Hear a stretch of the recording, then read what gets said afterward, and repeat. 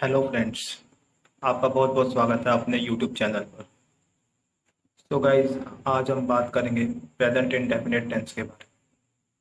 Present indefinite tense को start करने से पहले हम जान लेते हैं कि पहले टेंस क्या होता है, क्योंकि ये हमारी सीरीज का पहला वीडियो है। टेंस की सीरीज का पहला वीडियो है, तो इसलिए हम पहले जान लेते हैं कि टेंस होता क्या है।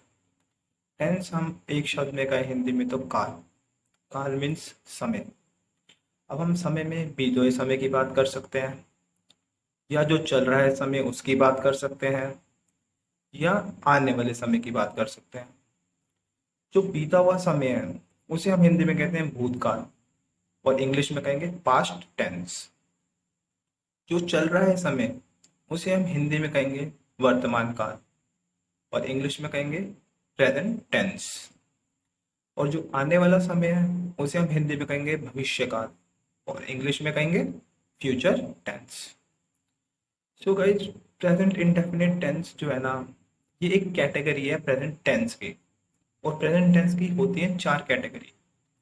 ऐसे ही पास्ट टेंस की भी होती है चार कैटेगरी, फ्यूचर टेंस की भी होती है चार कैटेगरी। तो चारों के नेम सेम होते हैं, बट स्ट्रक्चर फॉर्मेशन ये अलग होती है।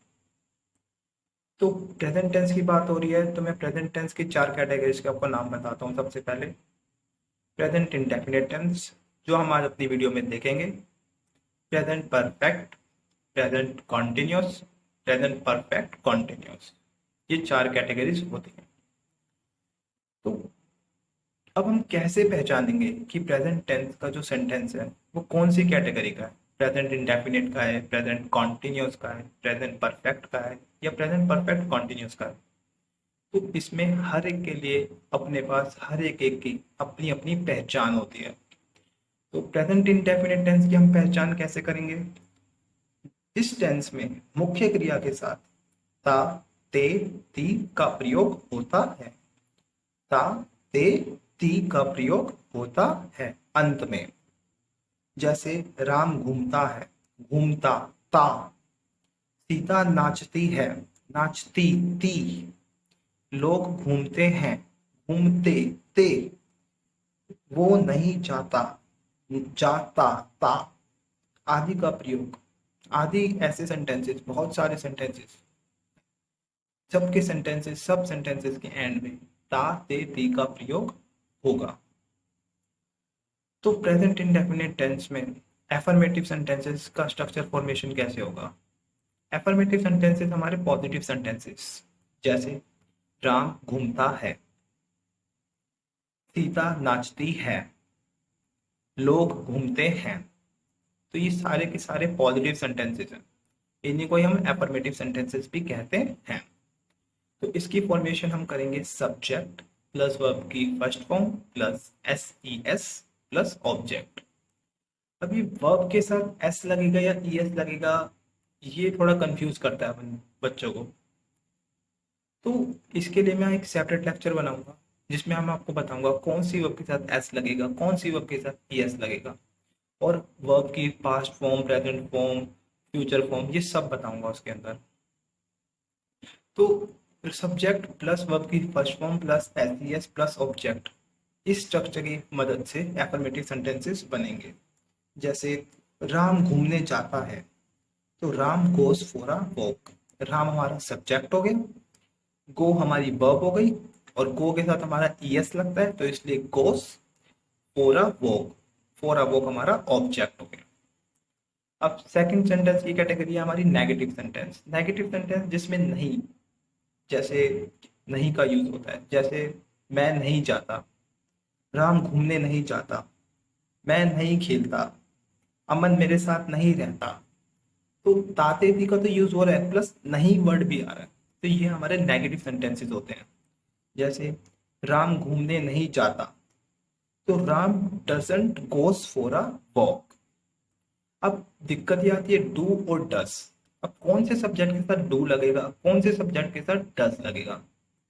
तो सिक्स की पॉइंट देखिए मेरा, I you we they. I you we they, इसके साथ हम यूज करेंगे डू। ही शी इट, इसके साथ हम यूज करेंगे डस। और किसी का नाम किसी का नाम या किसी मतलब किसी का भी नाम, उसके साथ हम यूज करेंगे डस। जैसे राम, श्याम, सीता, मीना, तो ये सारे नाम है, तो किसी के नाम के साथ भी हम क्या यूज करेंगे, डस। तो अब जैसे मैंने आपको बताया था कि राम घूमने नहीं जाता, तो राम, राम एक नेम है, तो Ram doesn't goes for a walk. Ram doesn't go for a walk. अब थर्ड कैटेगरी आती है हमारी इंटेरोगेटिव। इंटेरोगेटिव सेंटेंसेस में हम क्या करेंगे, हम बनाएंगे इसकी फॉर्मेशन के लिए do, does plus subject plus verb की फर्स्ट फॉर्म प्लस ऑब्जेक्ट। जैसे क्या राम घूमने जाता है, क्या राम घूमने जाता है, तो इसमें जो हेल्पिंग वर्ब है हमारी सबसे स्टार्टिंग में आ जाती है, डू या डस। तो क्या राम घूमने जाता है, does Ram go for a walk. Subject क्या है हमारा, राम, तो इसके लिए हमारी हेल्पिंग वर्ब स्टार्टिंग में क्या लगेगी, डज। तो does Ram go for a walk, go हमारी वर्ब और फॉर अ वॉक हमारा ऑब्जेक्ट।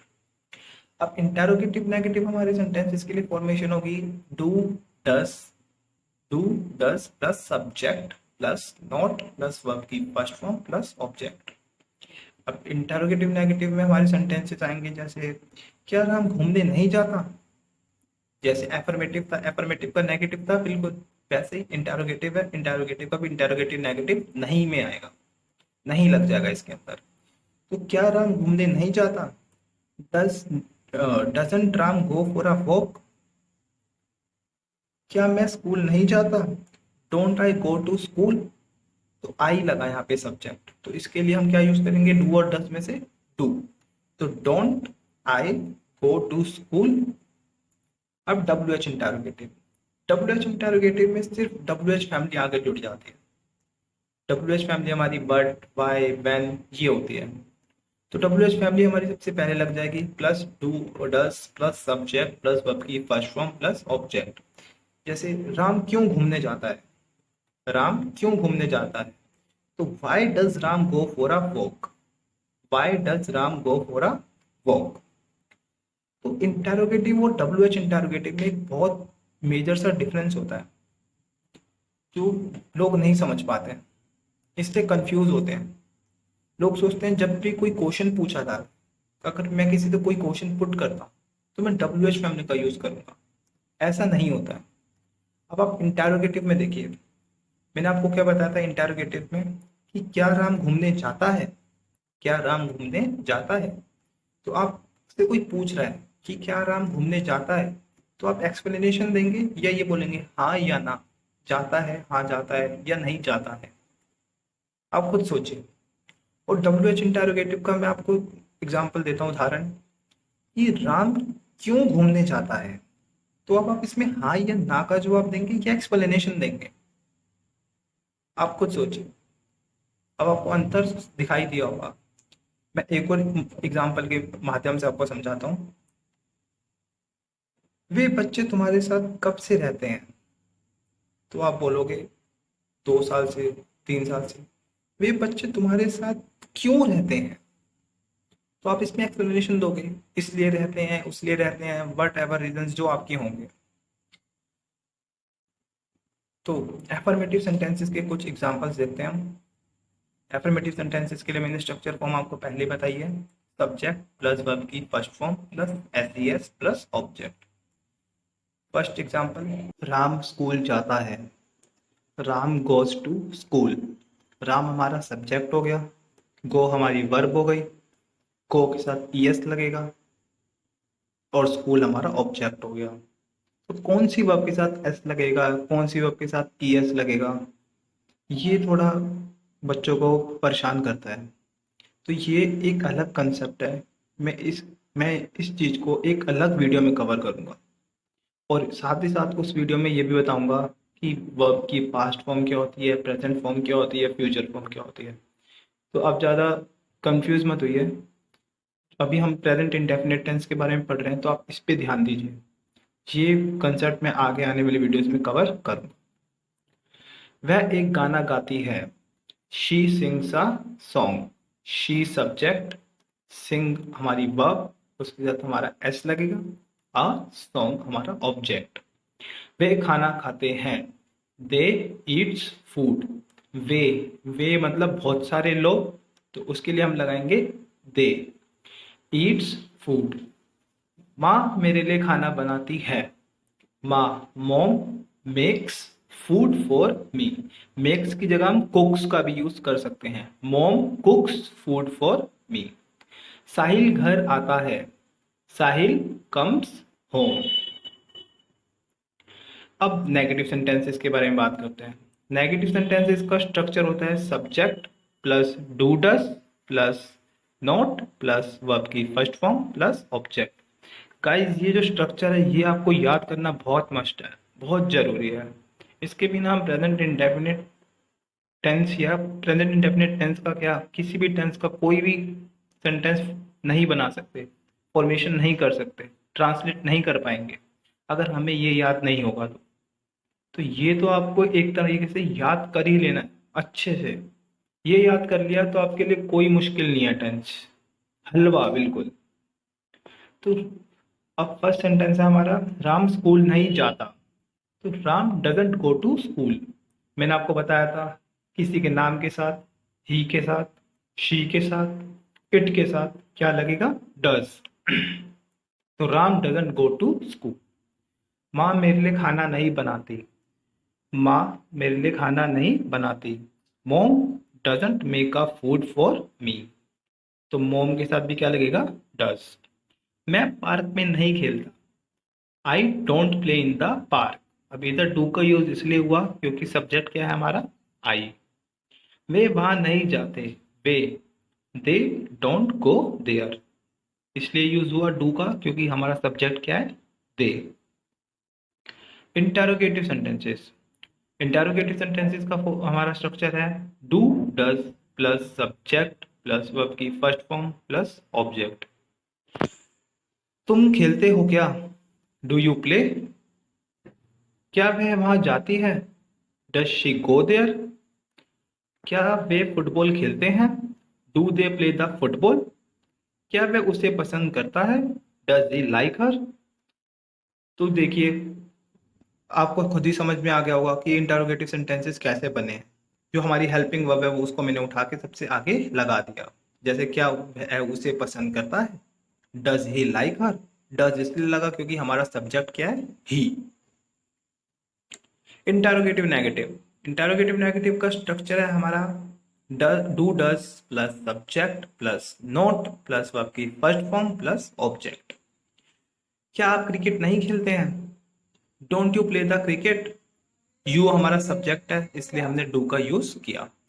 तो नहीं खेलते हैं तो don't you play the cricket. आप इसको यू भी बना सकते हैं, do you not play the cricket. आप आप डोंट का यूज ना करके डू का यूज करें और यू के बाद आप नोट का यूज कर सकते हैं। Do you not play the cricket. क्या वे उसे नहीं जानते, डोंट दे नो हिम। या आप इसे यू भी बना सकते हैं, do they not know him. क्या आप उसे पसंद नहीं करते, डोंट यू लाइक हर। आप इसको ऐसे भी बना सकते हैं, do you not like her. क्या वह वहां नहीं जाता है, does he not go there. आप इसको ऐसे भी बना सकते हैं, डजंट ही गो देयर। समझ में आ गया होगा आपको। अब डब्ल्यू एच इंटरोगेटिव की बात करते हैं। W H plus do does plus subject plus verb की फर्स्ट फॉर्म प्लस ऑब्जेक्ट, ये इसकी स्ट्रक्चर फॉर्मेशन है। वह वहां क्यों नहीं जाता है, why does he not go there. W H family लग गई क्यों, क्योंकि हमारी इंग्लिश होती है बाय, और उसके बाद हमारा सब्जेक्ट ही है इसलिए हमने हेल्पिंग वर्ब क्या लगाई, डज। तो why does he not go there. वह क्रिकेट क्यों खेलती है, why does she play the cricket. अब हमारा सब्जेक्ट शी था इसलिए हमने हेल्पिंग वर्ब क्या लगाई, डज। तुम मेरे बारे में क्या जानते हो, what do you know about me. अब हमने डू इसलिए लगाया, हमारा हेल्पिंग वर्ब क्या है, यू। वे आपको मूर्ख क्यों बनाते हैं, why do they make you fool. Fool मतलब बेवकूफ बनाना, मूर्ख बनाना। आप मेरे जीवन में हस्तक्षेप क्यों करते हैं, हस्तक्षेप होता है दखल अंदाजी। Why do you interfere in my life. So guys आपको ये वीडियो कैसा लगा, अगर अच्छा लगा या कुछ भी नया समझ में आया या सीखा तो प्लीज़ इस वीडियो को सब्सक्राइब, शेयर, लाइक कीजिए एंड ये वीडियो उन लोगों तक पहुंचाइए जिन्हें इंग्लिश सीखने की ज़रूरत है, नीड है, जहाँ पर संसाधन नहीं है। So thank you guys.